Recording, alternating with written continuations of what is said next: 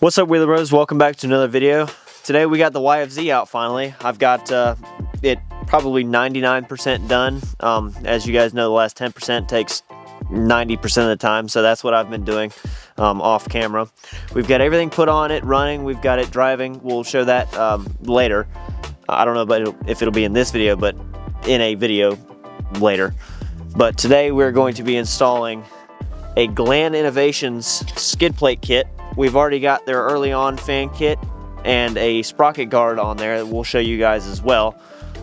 They've worked out very well for me on this, so I decided to pick this up and we're gonna put this on here.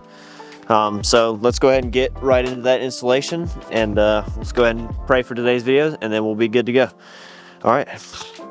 Just want to say, dear Lord, I just want to say thank you for this day. I just want to say thank you for all the snow that we've gotten this week. That was fun while we had it. Helped dry it up quick so it's not super muddy all the rest of this week.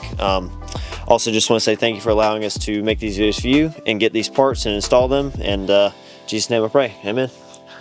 All right, skid plate time. All right, so this is the Glann Innovations skid plate. Big shout out to him. He actually got these parts to me really quickly. It was under a week, and they're all custom made to order from what I understand. But this is a part that we have on all of the other bikes, not the Glann one specifically. This is the first time we're using Glann Innovations. We've been using DRW, but I wanted to give Glann a try. But as you can see, I have not had any experience with them up until recently, and I've been liking all of their products, so I'm going to continue to buy them. But this skid plate is really nice. It's got all the holes cut out for the oil drains, a little bit bigger than the DRW, I think, which is nice.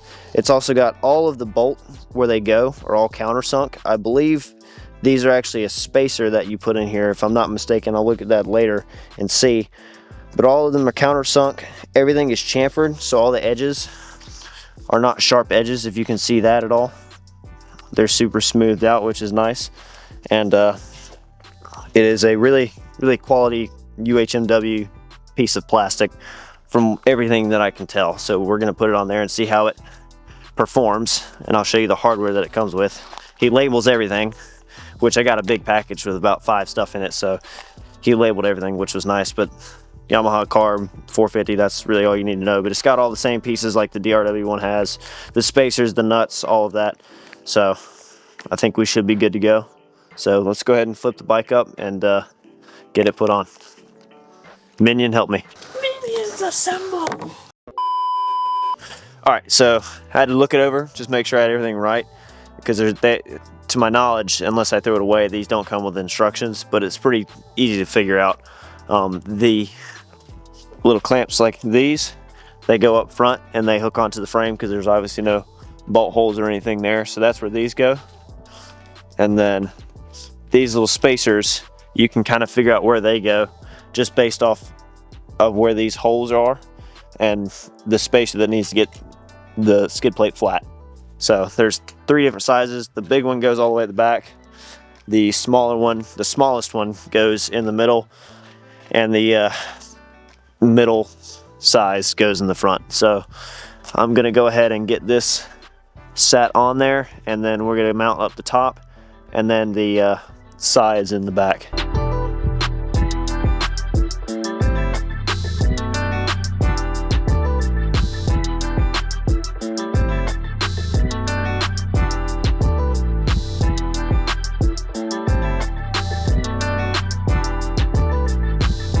Like how these are going to be countersunk in the hole, so if you hit a rock or something, it's not just going to send the head of your bolt just flying into outer space. Line up, please. There we go.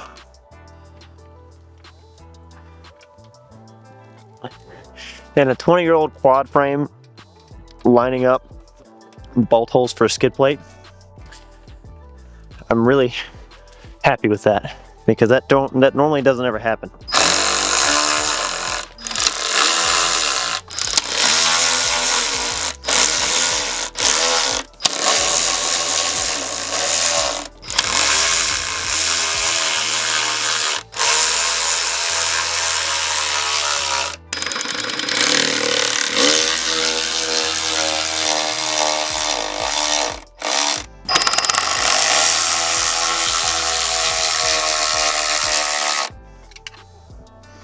That's money, dude. And now I just tighten the rest of these by hand. Just make sure they're, good and tight. Torque spec, good and tight. I don't want to use the ugga-duggas on these because I don't want to break the bolt. Because tightening in the UHMW, wow, I need a crush washer. That's oil. What's that? I saw him.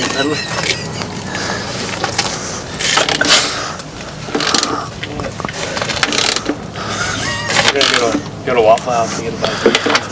What do you want to drink, sir? Oh, a cup of oil, please. Can I get a cup of oil? Can I get a cup of 530? Actually, no. I want to mix it up. Can I get some? Y'all got non-ethanol. Nice. Can I get some? Can I get some Rotella 1040 diesel oil, please? Skid plate on. Pretty easy install, other than getting the little spacers in there. Like I said, I like how all of these are actually flush or inserted, or sorry, recessed is the right word, into the actual skid plate. So when you hit a rock, you won't just bust the head of a bolt off. I like that. You guys can take a look. That's the digger sprocket guard right there. I think that's what it's called. It's just like a saw blade almost. That's what it looks like. And then the early on fan kit, you can't really see it, but we'll get that down. Get this down and show you. Actually, you can kind of see it in here if you want to bring the camera over here, Will. So all it is it moves the stock fan, or the stock heat, like the overheating sensor, from this side of the radiator. It moves it onto that side, and then these two wires, he also gives you a new temperature sensor that you screw into the radiator, and then these wires will cross over to each side, so it cuts the fan on at, I believe, 200 degrees instead of like the stock like 230, which is ridiculous. So it's been working good. I've had this temperature sensor on here, which is on the cold side of the radiator.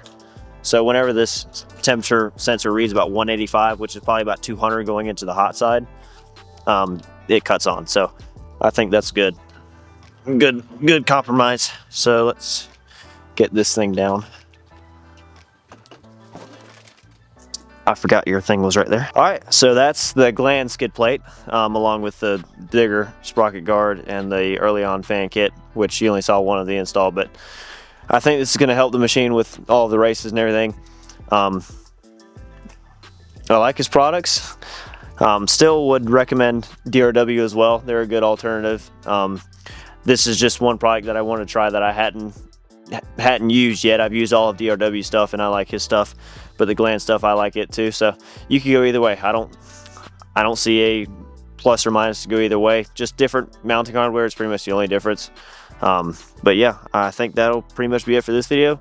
I'm gonna go ride this before the sun goes down. So we'll see you later.